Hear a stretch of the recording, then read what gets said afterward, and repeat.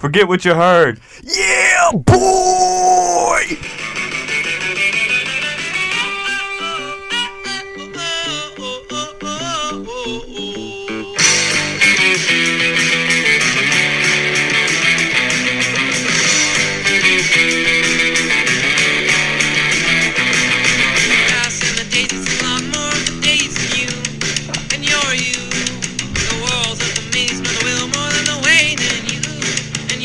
Hey everybody, welcome back to another episode of Forget What You Heard. I'm Aaron. And I'm Luke. I don't like corn dogs, but I do like corn dog. And on today's episode of Forget What You Heard, we're going to start dividing things up. We're getting divisional. We're talking about the NFL division once again. But before we get started, the most important thing in the world right now. How you doing, Brother Barrick? Doing good, man. Thanks for asking. Happy to be here once again. Out here breaking down divisions, getting back on track. 3 divisions left, including the one we're doing today. It's a hefty division, man. Not too much going on, to be honest with you, but, some up-and-coming teams, a lot of excitement, and that is the AFC South. My personal least favorite division. Yeah, it's not a great division. Not a lot of good stuff going on. Not my cup of tea either. But you know what? We're going to break this down. Yeah. To the molecules, man. We're going to get really deep into it and analyze every which way. Yep. All these rosters, the records, and some bold prediction for you guys. You already know what's going on if you listen to Forget What You Heard. We're very thorough around here. Yeah, and honestly, if I was walking on the nature trail, side by side parallel with the creek, and I look over and I see something, mysterious out there in that creek, I'm probably leaving it because I know it's the AFC South, man. I'm going to keep walking. Oh. And it's nothing shiny. It's not going to catch my eye walking past it. So I'm going to keep walking, man. I didn't know where you were going with that, but I like what you did there. Thanks, man. But wouldn't you be intrigued by something you were mystified by? I might be intrigued, yeah. Okay, so you would be maybe intrigued, but then you find out what it really is, and you walk the other direction. It's definitely one of those things where you stop for, 5 seconds, you take a look, what's that there? But then you just, it's not shiny. It's not, it's not a safe, it's nothing crazy. It's a porta john. So you leave it and you keep going. It's a porta potty, dude. But yes, you notice it, you acknowledge it, but you just move on forward. You tip your cap to it as well. You do, man. Keep on trudging along, man. Gotta it's acknowledge AFC it. South. But in every division, there's always some interesting stuff to talk about, man. And there's always that, something interesting we can pull out of it.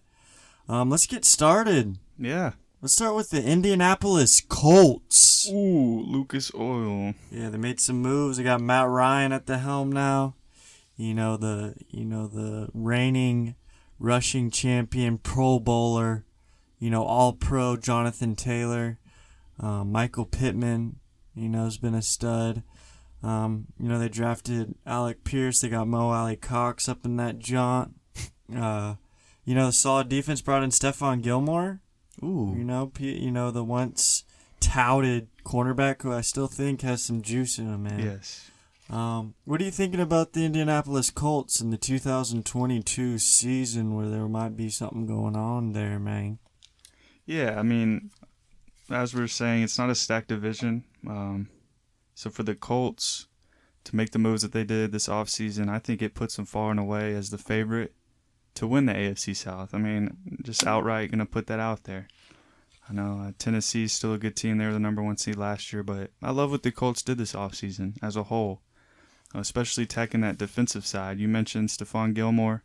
That's a big name. That's a baller, number 1 corner. They also brought in Yannick Ngakoue.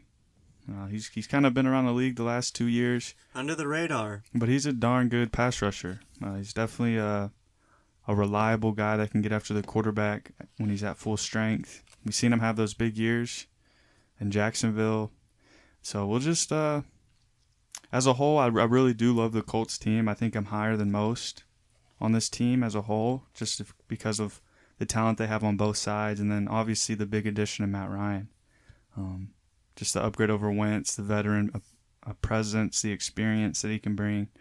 A lot of high expectations for this Colts team for me. Another interesting change is Shaquille Leonard. Ooh. Once known as Darius Leonard. Yeah. I think Shaquille was his middle name, and I like the move. It's a power move. What are you more scared of, a Darius or a Shaquille? I'd say Shaquille. Exactly, man. A linebacker named Shaquille coming after you. I like that. Like you said, I think the Colts are the most overlooked powerhouse team. Yes. Contender. I like that. They seem to be slept on. Maybe it's because they're in the AFC South, but yeah. Like from top to bottom, very solid team, good offensive line, good defensive line, good linebacking core, good cornerbacks, great running back. Great running back combo. duo. Yeah. And they have weapons. If Paris Campbell can stay healthy, shout out Campbell. We love you. Alec Pierce, there's some interesting stuff going on in Indy, and I think we're sleeping on it. What do you have the record this The Colts? Year? Yeah. I think this is a really good team. They don't necessarily have a super difficult schedule. Just looking on it, 6 of those games are against the South, AFC South. They play Denver, Kansas City, AFC West. They also play the NFC East. So not too difficult. But I have them going 12-5. 12-5. Yeah, I think the range is, I think 10-7 may be their floor if like bad things happen to them. Matt Ryan maybe isn't as good as we expect. And then I think their ceiling could be a 13-4 team. So the range is a good, strong team. I think that's just what they are. And then the range of, how good can this team really be will be decided as the season goes on. It's funny that you say 12-5 because I also have 12-5. Mm-hmm. I just think it's Matt Ryan is going to be a huge addition to me. I think with that offensive line and the weapons around him, Michael Pittman. I think we all expect a breakout year. We finally get to see him at his full potential. Like I said, I think it just depends on the health of Paris Campbell and everything, but. Yeah, I just think they're a strong team in a weak division. Yeah. Schedule's not too hard, and It's easy. Yeah, and I just like what they got going. 12-5, win that division pretty easily, honestly. Do you have any thoughts or questions about this team going forward? Yeah, I've got a few. You mentioned them being like the most overlooked contender in the NFL. Their projected win total is 9.2. Which would make it 15th in the NFL, which middle of the pack. Which is a middle of the pack, but like we said, I think that's being overlooked. I think this team as a whole, just mentioning the names is like, man, this team is much better than a 15th middle of the pack team. This is, a strong playoff team. This is a contending team, if you ask me. I think it's a beautiful team, and most people would say, their weapons on offense outside of their running back group may be weak, or the weak link of their team. You mentioned Paris Campbell, Alec Pierce. Some of these guys are going to have to emerge outside of Pittman. I get that. But even like going down the line, like Ashton Doolin, showed flashes last year. He was an all-pro special teamer. So he'll have a role in this offense. I think Michael Strawn, 6'5", I think he was a 6th-rounder, 7th-rounder last year, shown flashes. I'm a big fan. I think he's a stud. He looked good in preseason. Maybe he can make some noise this year. And then Jelani Woods, tight end, Kylan Granson, and Mo Alley. That's, say what you want to say. It's a young group. It's not a flashy group, but those are some talented dudes. That's a talented tight end group. A lot of potential there.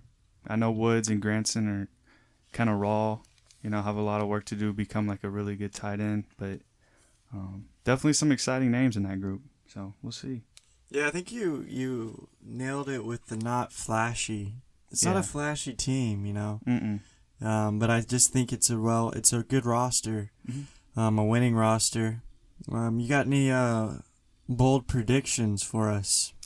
Yeah, I'll say one. Matt Ryan has his best year since his MVP 2016 year. Dang. I have that exact one. Really? And it was actually, best season since 2016, Pro Bowler. I was gonna say his best season of his career, but then I looked at 2016. I was like, "There's no way." There's no way, yeah. So I have that one as well. What makes you feel good about that bold prediction? About the Matt Ryan. Yeah. I think this is the best situation he's had in a really long time as far as O-line.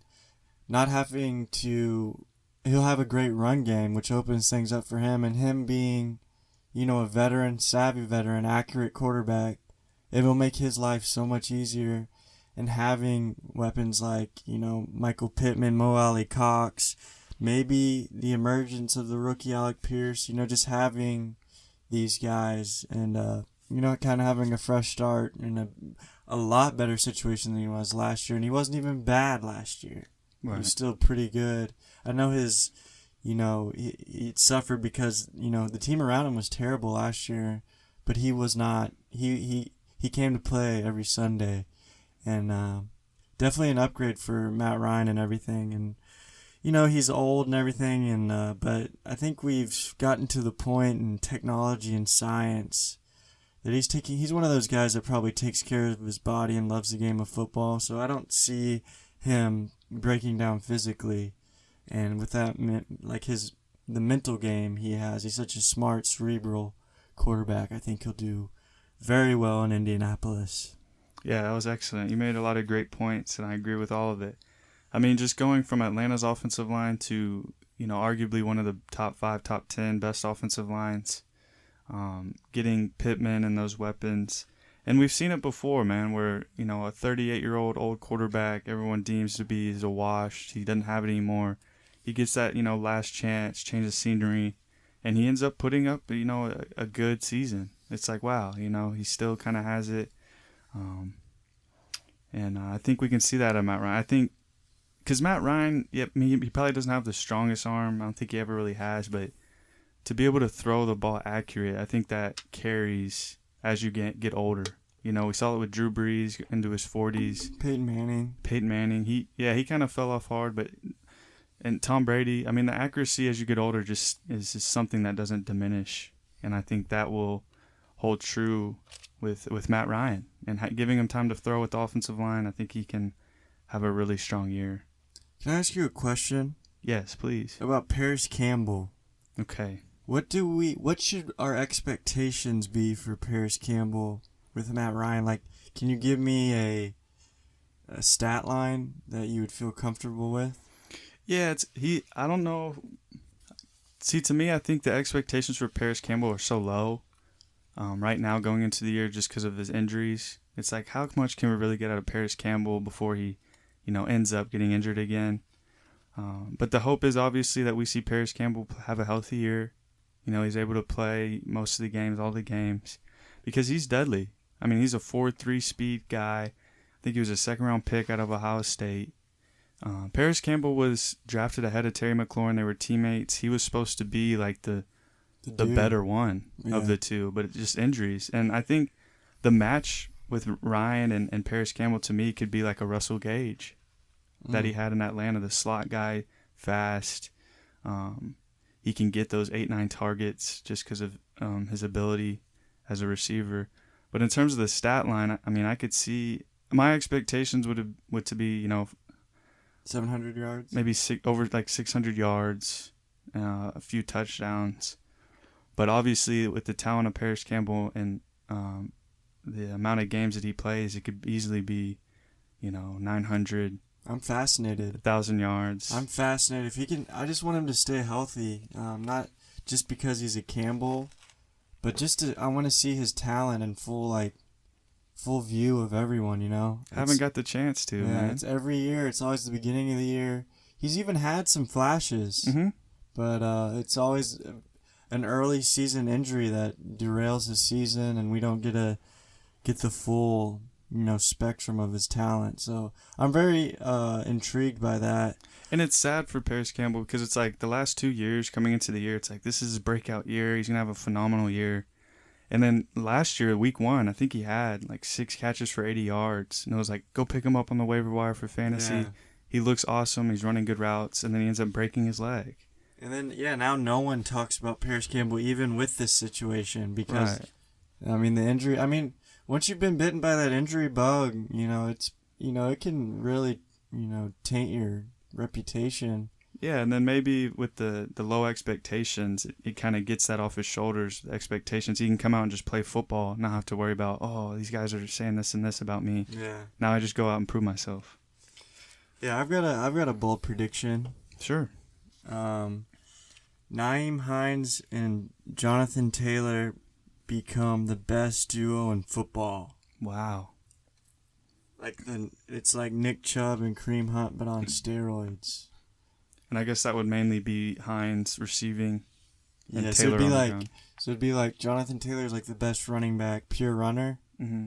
and then Nyheim Hines is like the best receiving back, and they have both of them on the same team, and it becomes like a crazy. Because I think Nyheim Hines and Matt Ryan, I think, is a good look, and also Jonathan Taylor having Matt Ryan will benefit. Like just the addition of Matt Ryan will help both of them in their games and then their respective with their niche. Like Jonathan Taylor running, they still have to fear Matt Ryan throwing, and on like third downs, Nyheim Hines is a very scary weapon. And I think Matt Ryan knows this and will use that to his advantage and utilize them and what they're good at. So I like that. Yeah, that's a my good point. prediction. Yeah, I think that's a good prediction. We didn't mention Nyheim Hines with the group of the receivers or the tight ends, but he's just as dangerous as those other guys could be out of the backfield. And the reports are, they're trying to use him a little bit more, Yeah, he'll get maybe some slot snaps, and I mean he's a good He's player. talented, man. Yeah. He's really talented, and I think he's been kind of held back and maybe put in a little box, but he's good at everything. He can run between the tackles too. Yeah, we saw flashes last year with Wentz against, was it Jacksonville, where They lost. Yeah, but I think he caught like 2 touchdowns, or he ran one and caught one. He just do-it-all guy. And like you said, I think the combination, like Taylor and Hines, like fit each other very well. It's like a perfect combination. It's just a matter of utilization. If they can get to work, I think that prediction could be a really good one. And I also have, because we were just talking about Paris Campbell takes the league by storm. Paris Campbell, baby. I don't know, I got love for the Campbells out there, and I really like Paris Campbell. It's just a bold prediction. Yeah, they need someone to be that number 2. And I mean, they've tried to call upon him, but if he's healthy, I think he could easily emerge as their number 2 there. You got another one for me? Alec Pierce is the best rookie receiver this year. Wow. I was not expecting that one to come out of your mouth, bub. Yeah, I'm not a huge fan of him. He wasn't very good. He should have been a lot better in college. His athleticism, his profile. I mean, he's a 6'3" guy. I think he ran in the low 4.4s, maybe 4.3. He's a good contested catch guy. Just didn't put up the numbers in college, which is why I'm a little bit concerned. But in terms of the talent and whatever Matt Ryan's saying about him, it seems like they're really high on him. Looks like he's going to be starting week 1 for this team. And I mean, if Matt Ryan is calling your number, I think you have a chance to be a good player from the get-go. And if he gets that number 2 role, I think he can put up the best rookie numbers of all the rookies in this class this year. I like that prediction. I think Alec Pierce is cornbread fed. I think so too, man. I mean, it goes a long way. Definitely. I have a little one here. Gus Bradley is now their defensive coordinator because their defensive coordinator is now the head coach for the Chicago Bears. Gus Bradley is, to me, similar to Dan Campbell. The kind of the Red Bull and banana kind of guy. And he leads this defense to a top 3 defense in the NFL. A juggernaut. To pair with a pretty high-powered offense. Yeah, I really like that. It's a stacked defense. I like that bold prediction because I had them like that too. I have that they would be graded the top defense in the NFL. Spark. It's just a good group. I mean, adding Yannick Ngakoue I think goes a long way. They didn't have a lot of, edge help. I think they were 22nd in sacks. So bringing in a guy like that can get you 8 to 12, it goes a long way. And I think other than that, I mean, they're solid all the way around. I mean, Shaquille Leonard, Bobby Okereke, those are some high tackle guys. Kwity Paye could take that next step. DeForest Buckner is one of the better guys. And then their cornerback group is solid. So I really like that. It's a good bold prediction. Food bank. Yeah, run it up, baby. I have another bold prediction. The Colts mascot pregame gives birth to a colt. Because their mascot's a horse. And a baby horse is a colt. Team goes berserk for this birth of the colt. Because it happens on the field. Okay. Literally, they're pumped up. They're in a circle, rallying around this colt, the presence of the life being given to this colt. And it becomes the pregame ritual. They bring horses from all over to give birth before the game. Watching the team while watching a horse give life to a colt fuels this team to a Super Bowl run. Very good. I was at my wit's end on that one, man. I just pulled that one out of my butt crack. Yeah, I'm trying to. I don't know whether I could see the gears turning in your head. I don't know whether to be disturbed or proud, but I respect it, man. Hopefully, the birth of some Colts can put this team over the edge. That would be incredible. Yeah, those are one of my better ones, but it's one of those bold predictions, man. It keeps your head scratching. Yes. Let's move on to the next team. Okay. The Jacksonville Jaguars. Ooh. Not the car, but the cat. Urban Meyer. Urban Meyer, man. He's no longer there. They brought in Doug Peterson, Trevor Lawrence, second year. Travis Etienne's finally healthy. Brought in Christian Kirk. Brought in Evan Ingram. What is your outlook for the Jacksonville Jaguars for the 2022 season? Yeah, I mean, it's definitely an improved team off of last year. Getting Doug Peterson to replace Urban Meyer is a big deal. He's got that experience. He's done it with the Eagles. And he was a former QB. So having that to go along with Trevor Lawrence, a young guy, I think we see Trevor Lawrence make some strides this year. Bringing in Kirk, bringing in Zay Jones, bringing in Evan Ingram to go along with some offensive line additions. They've done some things to improve. So I do expect them to have more wins than last year. But I'm going to ask you, did they improve enough from last year to be a competent team, to be an improved team? That was a great question, and one of my bold predictions is Jags become a formidable opponent every week. You can't sleep on them. You have to have your good game. They're going to be like one of those scrappy teams, like last year's Lions with more talent. I think they spent the most money in free agency. Yeah. Maybe carelessly, giving Christian Kirk that big contract. But at the same time, they brought in a lot of new players, a lot of new talent. They had the number one pick in the draft. I think there's improvement on the horizon in Jacksonville. I think, like you said, Trevor Lawrence, takes some big steps this year. And we see an improvement with the Jacksonville Jaguars. Yeah, I mean, I think so too. I think even on the defense, I mean, they have 3 former first-round picks coming off the edge. The biggest thing for them is just creating turnovers. They haven't been able to do that, and they have to. I mean, they were 31st last year in interceptions. Maybe Trayvon Walker can provide some pressure to get some turnovers. I think if they can start creating some turnovers on defense, leading to the offense having the ball more often, getting more scoring opportunities, they'll be on their way to becoming a good functional franchise. But I think this is the first year that we kind of see them taking a positive stride and becoming that, really good, young, scary team. Yeah, I like some of the names they have on defense. Josh Allen. They drafted Devin Lloyd. They drafted Trayvon Walker. They got some, formidable, pretty solid corners in Darius Williams, Shaquille Griffin, Tyson Campbell, another Campbell, shout out. They have some talent. If they could just put it all together, and I think, just having Doug Peterson is a huge upgrade from Urban Meyer. But like the biggest question for me on this team and throughout the offseason is James Robinson coming back from that Achilles, and it's starting to really look like he's playing week 1. What is the split, or what does the backfield look like in Jacksonville, in your opinion?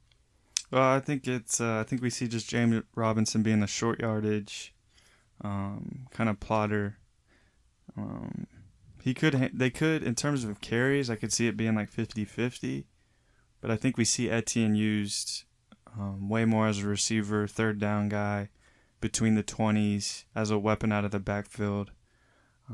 Because James Robinson gives you that luxury of, you don't have to smash Travis Etienne into the line. You can bring in a bigger James Robinson just to get you that 3-4 yard carry. Take the beating. He's already coming off Achilles. You don't need him to make those big plays. But that's what you have Etienne for. But in terms of the workload, I think Etienne overall will be like the guy in terms of getting more touches, being more effective. But yes, obviously, if James Robinson's healthy week 1, which it sounds like it is, man, that's an amazing thing. But I think he's more of the grinder, that we'll see him get some work.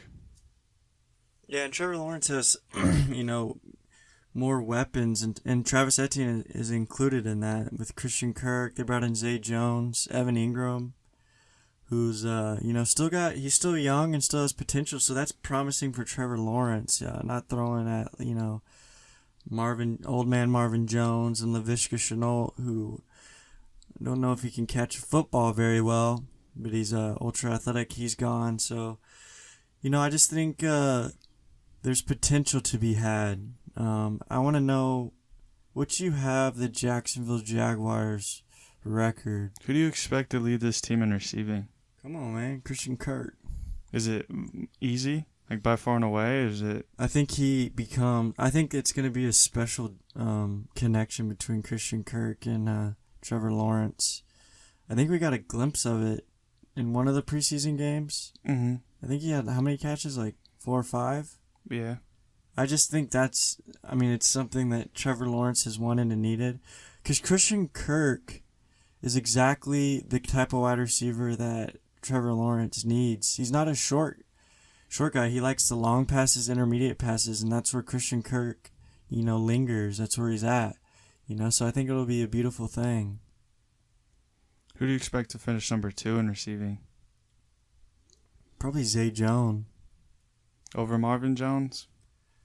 I think Marvin Jones, he could, but I just think Marvin Jones isn't what he used to be, and he's never been, like a real possession receiver, He's kind of been like all over the place in terms of consistency and, being a good wide receiver, What do you expect from Evan Ingram in Jacksonville? Fresh start, young guy. Dang, if he could catch the ball, he'd be very good. But I think he's had some drop troubles in training camp. But like I said, it's another weapon for Trevor Lawrence. It's an upgrade. Could they have Dan Arnold? Yeah. Is he still there? Is he hurt? No, he's there. And he's fine? I think so, yeah. I like that. I like having the utility tight end that, he's out there to catch passes and, spread the defense around. I like it. I like Evan Ingram. I think he'll be pretty good. That's a lot of people's sleeper. Yeah, it'd be cool to see like Evan Ingram. He was a former first-round pick. He was awesome at Ole Miss. Like come in and show flashes of being like the freak tight end that he was supposed to be and have that connection with Trevor Lawrence. That's been the dream for so long. Like it might be good for him like getting out of New York, He doesn't have all this pressure or expectations. And I think like pressure and expectations like kind of goes overlooked. Like getting out of New York, going to Jacksonville, no one really cares about him anymore, and he can just go play football. I think stuff like that kind of can go a long way for a renaissance of a player like Evan Ingram. I think he's being overlooked, and like it would be cool to see like the story of Evan Ingram. Now he's like a freak tight end, Pro Bowler, Aaron Hernandez type of guy. Yes, like Aaron Hernandez. Too soon or what? No, it's been a. Is that a few good years. comp? Yeah, I can see it. Like a utility guy, Like fast. athletic. Yeah. I just don't think he has hands like Hernandez. No. No definitely pun not. intended. He definitely doesn't. But did you say the record? Oh, sorry. No, the record will be. Man, I want to say they can get to 7-10. Is what I want to have the record to be. Do it. But they have a tough schedule. Like I said, AFC West, they play them. They play the Colts twice. They play Baltimore and Dallas. But I think like the games, like they can split with Houston.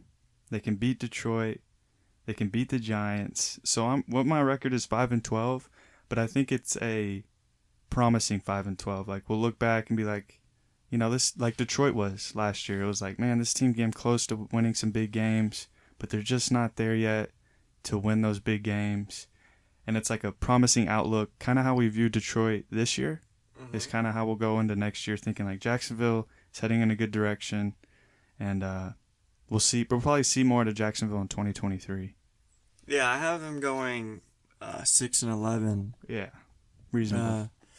I just think with the improvement of Trevor Lawrence and the improvement of the weapons and the money they spent, I mean, something's got to give. And I think they'll steal a couple games, you know. They beat the Colts last year in a pretty surprising thing. I think they'll have a lot more fight and willingness to, you know, play for a coach that actually cares about them and isn't, you know, out doing, you know, shenanigans. So, and like making them eat dirt and whatnot. Doug Peterson's like a real NFL head coach, you know, so I think that will do, you know, make them play harder, and, you know, they'll have a chance in a lot of games, I think. I'm also excited to watch Devin Lloyd. Ooh, man, I love that kid. He could be one of those top freaky linebackers. Him and Foye Olakun from Atlanta. He's led the NFL in tackles before. And, like, it's just a kind of a scary, both super athletic, sideline to sideline. Could be a really good long-term solution at linebacker. Yeah, both those guys are land sharks. Yeah, that's a great way to put it. Yeah. Just awesome. And then Josh Allen, Trayvon Walker, I'm sure we'll get to. That's a super athletic, super potential just freak. So a lot of exciting things if you're a Jacksonville fan. You walked me right into my bold prediction. I have one of my bold predictions is Trayvon Walker and Josh Allen. You know, combined, they lead the NFL in sacks as a duo. Wow. Yes. So Trayvon Walker's rookie year is just fantastic. Oh, incredible. How, he's just beautiful. What would that number be combined, if you had to estimate? Shoot, I don't know. 40? No, I don't know. I don't think I'd go that far. 35? 30? 30. Well, I'll go 35. Dang. That's big time. Yeah, with all those other pass rushers, like, you know, the other combos, like, you know, Bosa and Khalil Mack and it's a big number, man. Chandler Jones, and I'll go 32.5. Yeah, okay, I like that a little more. Yeah, Chandler Jones and Max Crosby, like, there's a lot of, you know, good duos out there, but I think my bold prediction is this one will take the cake out of nowhere. Wow. I like it. That's a good one, man, because who knows, man? Trayvon Walker and Josh Allen have that ability. For me, my bold prediction is Travis Etienne has a similar year to DeAndre Swift did last year before his injury. And he goes for over 700 rushing yards, and he also adds 80 catches. And he has a very strong year. And he's 2022's DeAndre Swift, dangerous, rushing and catching. He looks good, and he's DeAndre Swift 2.0. And he's a young stud running back that we expect him to be, first-round pick. and he flashes, and he looks really good. Derelict. Can't forget, man. Trevor Lawrence and Etienne go way back. I know. They're gonna have that rapport together. Yeah, I hope. To be honest, I hope, and I think there's a good chance that Travis Etienne is a stud little guy, and Trevor Lawrence. One of my bold predictions. I mean, I guess it's not even bold. It's pretty much straightforward. Is that we see that he's a generational talent. Like we're gonna see that he's miles ahead of anyone that he was drafted with. It just got off to a rough start. He got off on the wrong foot. But then we see like the flashes of Peyton Manning and stuff like that. Guys that were taken number 1 overall, Andrew Luck, things like that. We start to see the special things that he really is this year. Yeah, hopefully, man. I hope we do see that out of Sunshine Trevor Lawrence, man, because not a great rookie year. People doubting him, but we all know that boy's flooded with talent.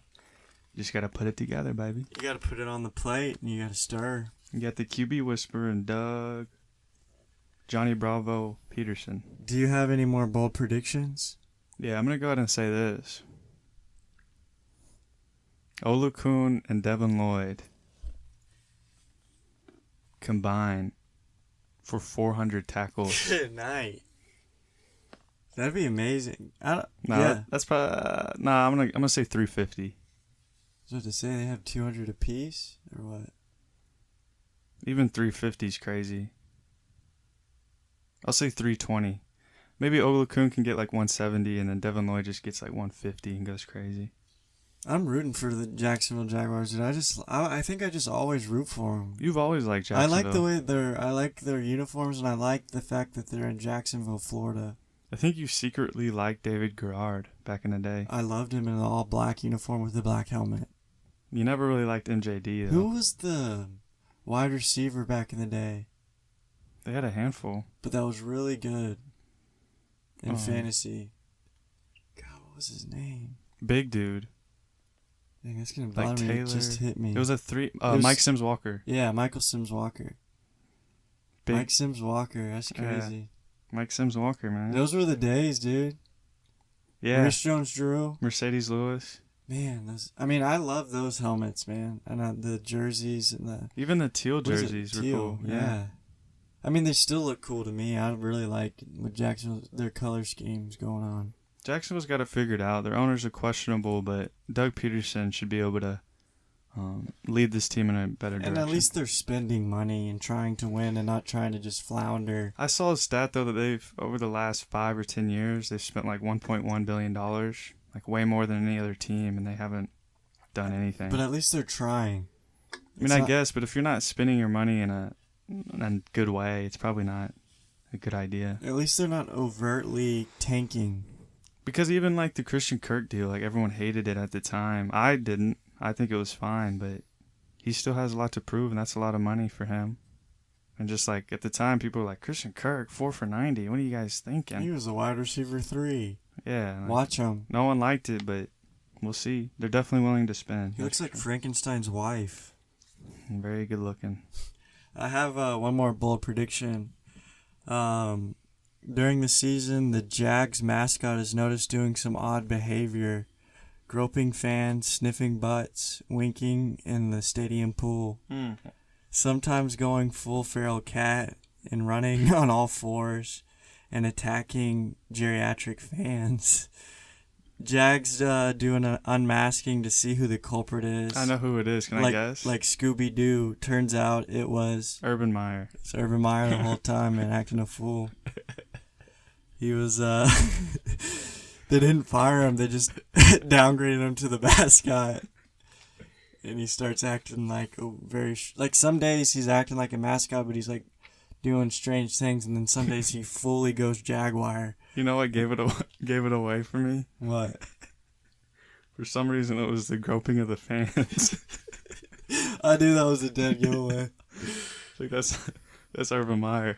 Yeah, he just so he just took his job too serious. Some days he'd be loosey goosey, and some days he was literally a Jaguar, and you couldn't it's just like a Scooby Doo movie where Yeah, they it's like like, capture let's- him and they put him on the jumbotron and Who's the culprit? they unmask him. It's Urban. Urban Meyer. Everyone just starts throwing their nachos at him. Yeah, That would be wholesome. that was that was one of my bold predictions. Very good. Very good. All right, let's go to the Tennessee Titans. Shall we? I've seen them. I'm having some technical difficulties. Tennessee Titans. The Tennessee Titans, man. They had the big trade with AJ Brown. He's no longer there. They basically traded him for Treylon Burks, their first round pick, wide receiver from Arkansas. Brought in Robert Woods. Brought in Austin Hooper.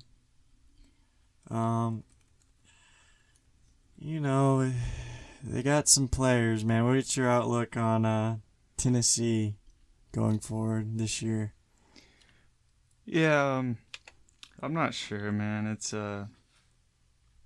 This was the first place team in the AFC last year. They always find a way to do it. I guess credit to Mike Vrabel, I guess, is what I would give credit to for this team, always finding a way to keep the Titans competitive.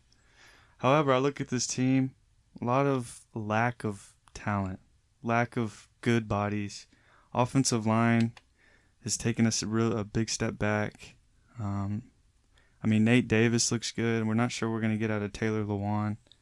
Dylan Redundance wasn't a great rookie last year, but just not a very good group to go along with, Derrick Henry coming off injury, Robert Woods as well. Brutal schedule. Just a lot of things not going for Tennessee this year. I know Tennessee fans aren't going to like to hear it, but are they going to be able to keep pace with the other AFC teams this year? Just with the lack of talent, the lack of weapons on offense, the unknown certainty of Derrick Henry's foot. It's just hard for me to see this team being contending in the AFC as they were last year. But I'm going to ask you, what is there for the Titans fans to be excited about? I think there is a light at the end of this tunnel for the Titans fans. I think the fact that they drafted Malik Willis, and he showed some flashes, still very raw, but in terms of like the excitement he would bring, and like the hope that he would bring to Tennessee, I think is a bright spot. And also, Treylon Burks, having a young. If you trade AJ Brown basically for Treylon Burks, and we saw him in college. He's a very talented young man. But it's basically just the young players. They still have Derrick Henry, who I guess Titans fans will, sacrifice their firstborn for Derrick Henry. But it's just the young players for me. And I guess, they have some nice studs on defense like Jeffrey Simmons, Kevin Byard, But, I think that Tennessee fans should kind of temper their expectations. I don't think they think they're going to be the number one seed again. After losing A.J. Brown, Tannehill, Derrick Henry coming off an injury. Tannehill isn't that guy. He's not a savior. He is a placeholder for Malik Willis. I think, as a Tennessee fan, you just gotta, kind of get through this. I don't think they're a Cinderella team. I don't think anything like that. Maybe I'm a hater. Maybe I'm a gypsy. I don't know. Maybe I was born in Antarctica. Ooh, you'd be one cold sucker. Do we see Malik Willis play this year? Luke, do you know who I am? I believe I do. Do you know my thoughts and feelings on Tannehill? Yes, but unbiased opinion. Like, do we see Malik Willis play football? Probably not. I think that Vrabel doesn't want to put him throw him out there when he's not ready, and I don't think he's ready. I think he's very raw still. But as a head coach, sometimes you're fighting for your job, so he might have to, but I don't see it happening. I think Tannehill's like a below average quarterback. He's a veteran. I don't know. Who would you start? I'd start Tannehill. You'd have a short leash. The shortest. He'd be right next to my head. Yeah, it's hard to say. I think I'm ready to see Malik Willis, though. I'm eager to see him play. I mean, even in preseason, the dude's just got something different about him that Tannehill, even if he was born, 13 inches longer, it wouldn't matter. Who, Tannehill? Yeah, because, I mean, Malik Willis can just do things that no one else can. Yeah, he's raw, but I just want to see him play. He's exciting. It's something that the Titans haven't ever had, just excitement. I mean, Derrick Henry, sure, you can say he's exciting, but not all the time. If Tannehill was born 13 inches longer, he wouldn't be Tannehill. He'd be Tana Mountain. It's true, man. He'd be a big old thing. Tana Anthill. But with that being said, I think it's a tough schedule. I mean, I've said this. It's a passing league. Yet they're going to keep running Derrick Henry. I don't know if Tannehill's going to keep up with all this stuff. And I think this is the first year in Mike Vrabel's coaching tenure of the Tennessee Titans. They have their first losing season in 2022, and they go 7-10. Sorry.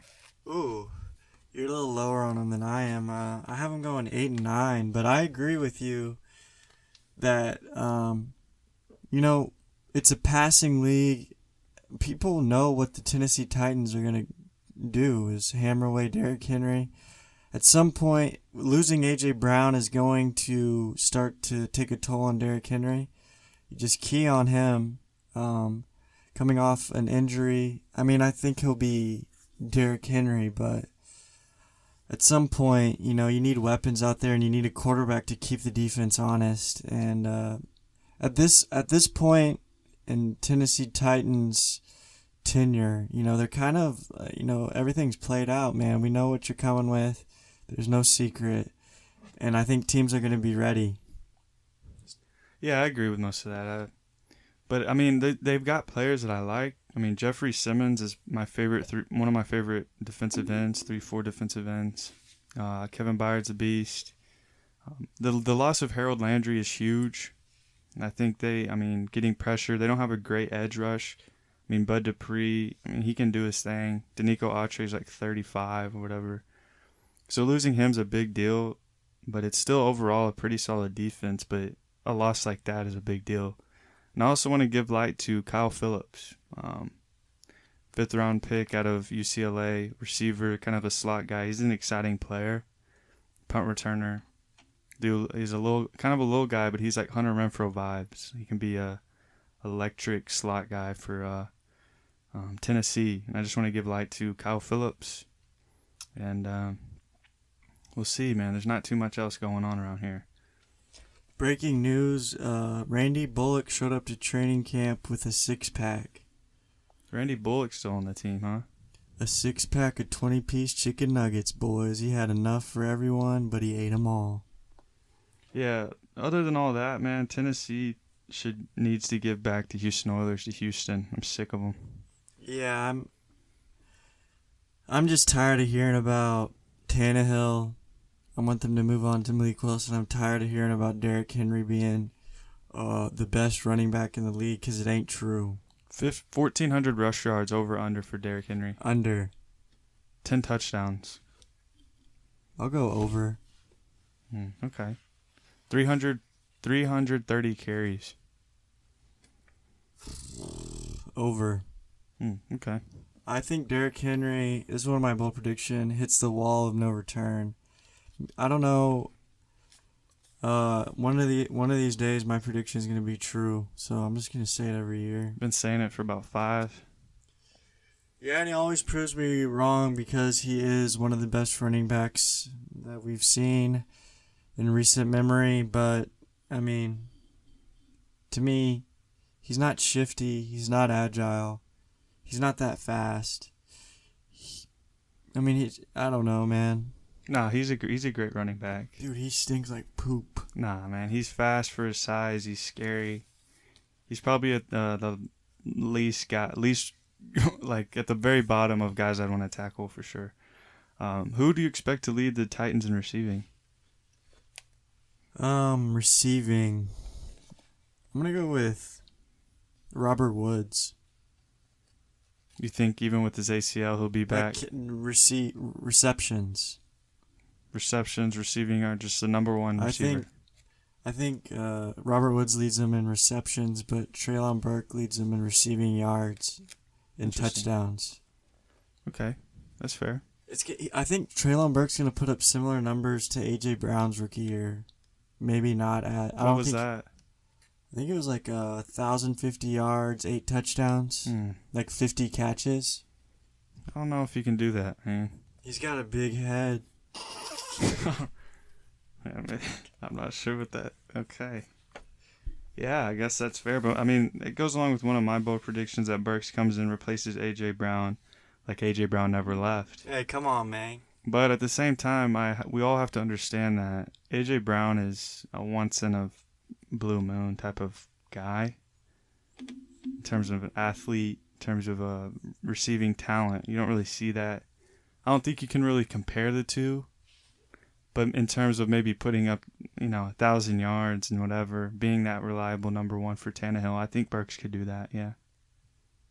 I like that bold prediction. Thank you. Do you have any more? No. I have one more.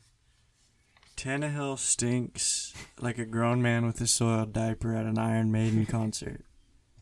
Switches to wide receiver and flies like an eagle into the sea. What does that mean normally? He becomes the number one. Tannehill's the number one receiver? In the NFL. How cool would that be, though, I think that would be show a massive amount of humility by him to say, you know what, I stink at this position. I used to play wide receiver, maybe I'm better at that, and he switches and he's really good. It would be like an all-time movie script type of plot. If he literally said I stink at quarterback, he's not even that bad, dude. You act like he's terrible. He's really not. He stinks, dude. He's below average. Okay, so he's 15 to 20 range. He's a wide receiver. I think you're overreacting. If anyone asked me Ryan Tannehill, Ryan Tannehill, yeah, the wide receiver.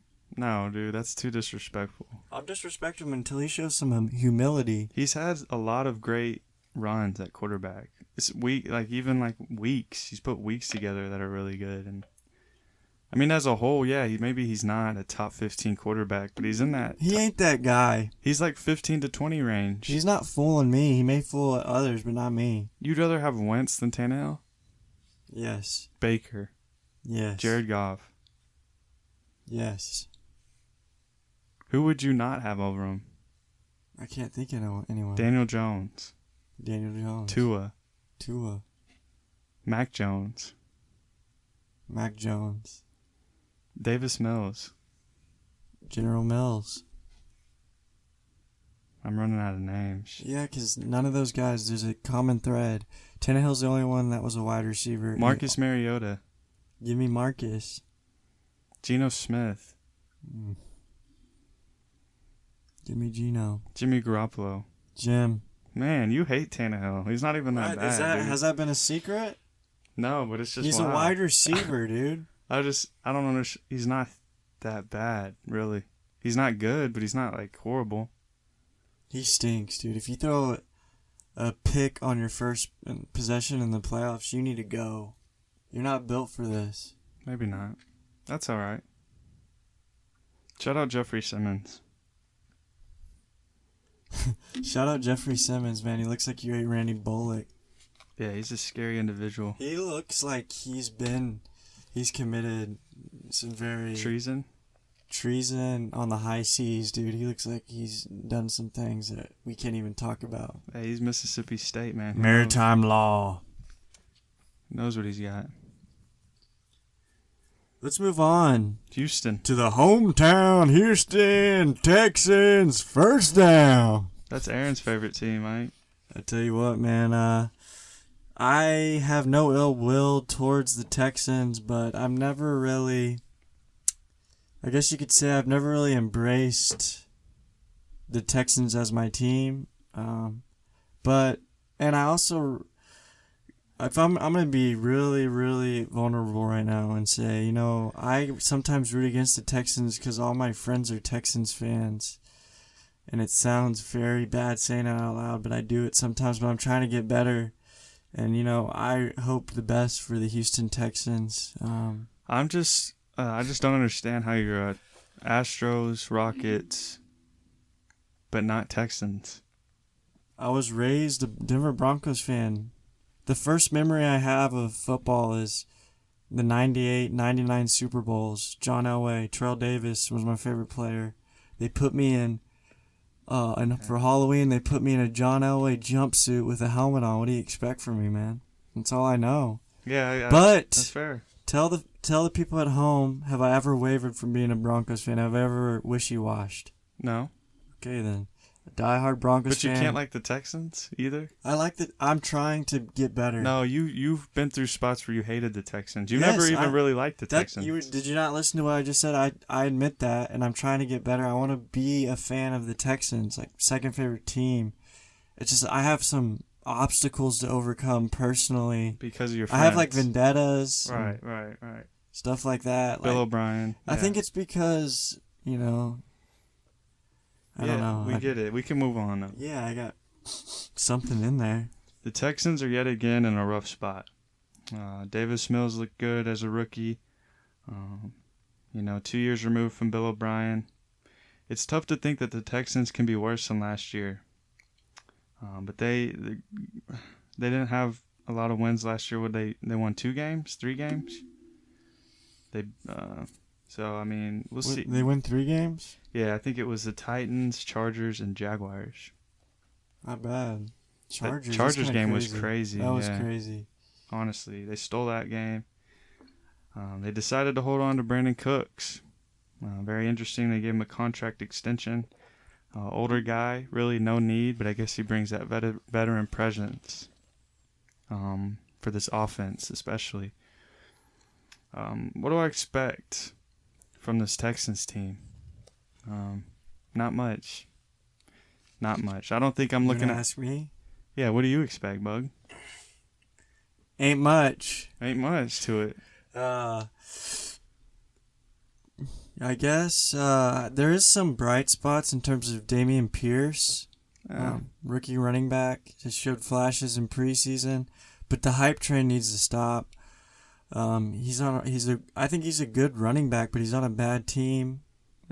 Maybe the offensive line is good. They looked pretty good in that preseason game. I like Nico Collins. I think he will be kissing on 1,000 yards receiving by the end of the year.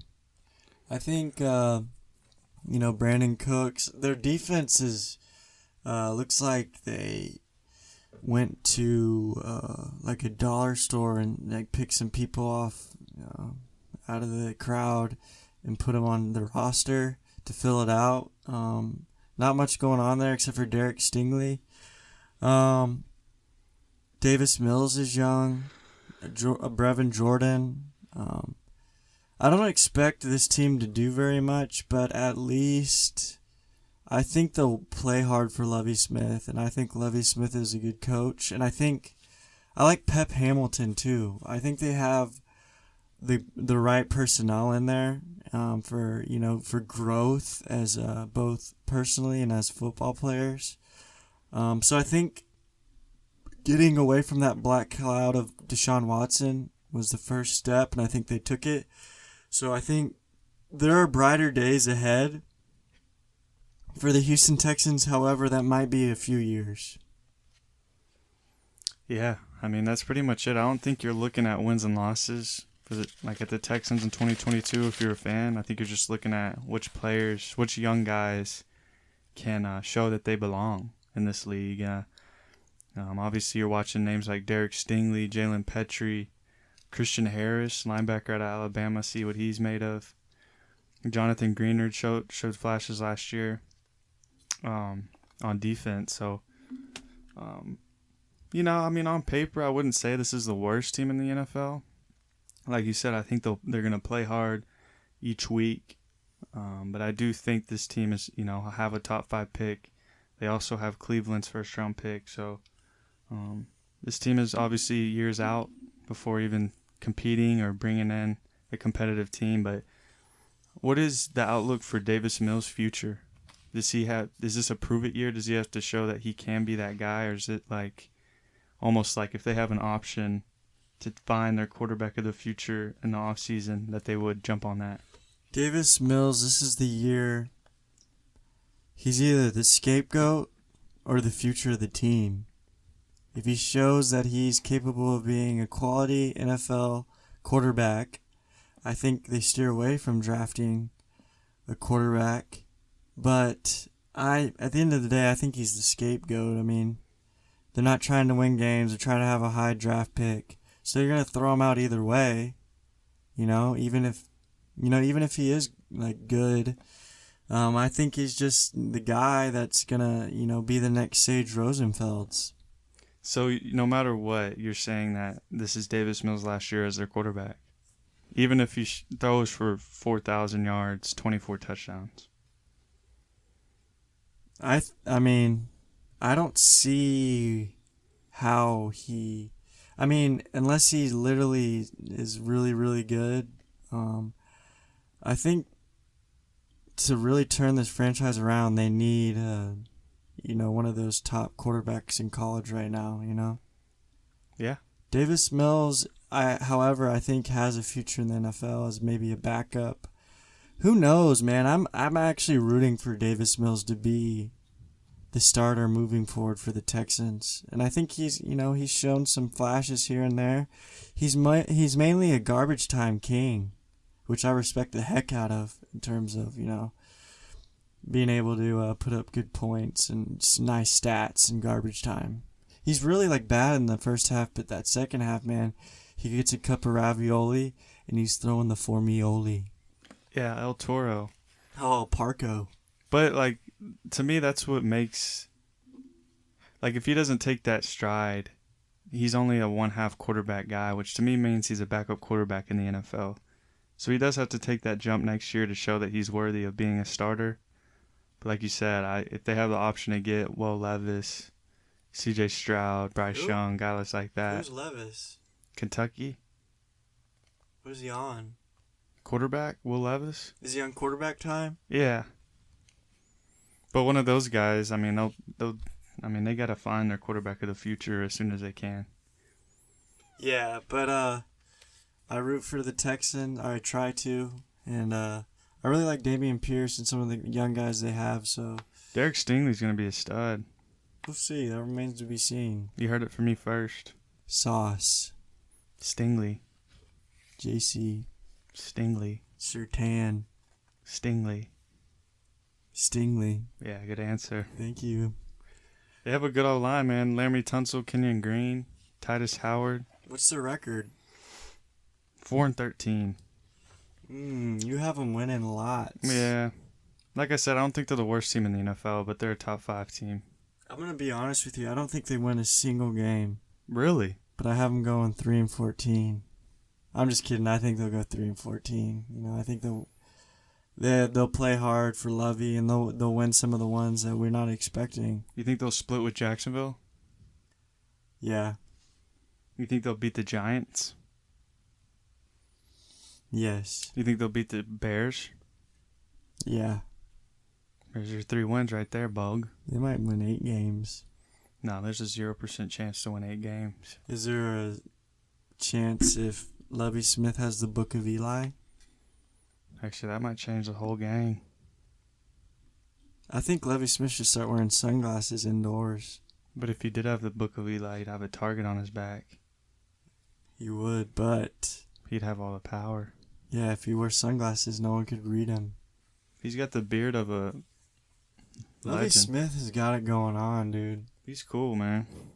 I bet you he sits around and lights an incense and reads a book about how to be a better man. Yeah, I can see that. How to be a leader of men. Yeah, I could see that And one. his legs are crossed.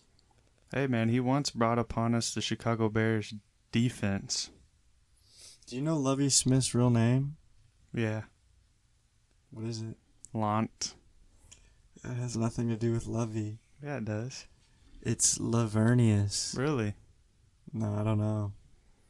Lovey's an interesting name. I was thinking about it the other day. I think I want to name my son Lovey. Lovey? Lovey Campbell. Probably be good looking. He'd probably be one handsome son of a gun. Gotta let him have it, man. You got anything else on the Houston?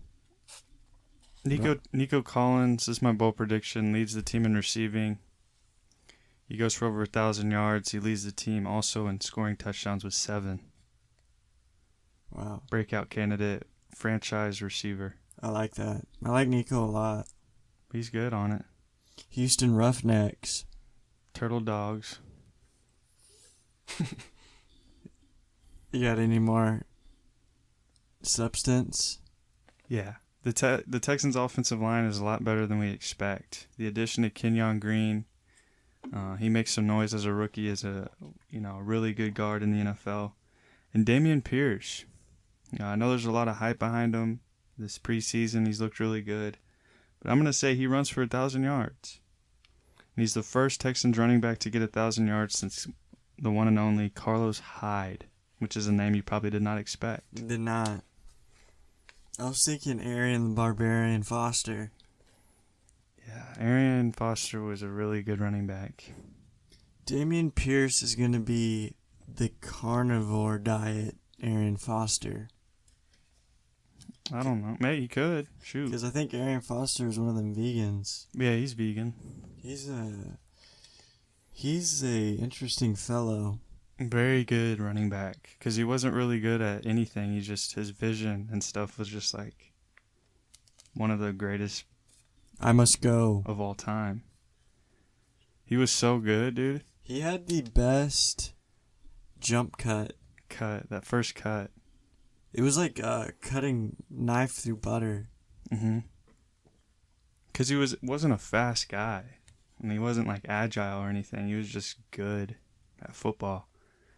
Like he's one of those guys that you look at his like metrics and like combine. He's like, man, this guy is like undrafted like he was.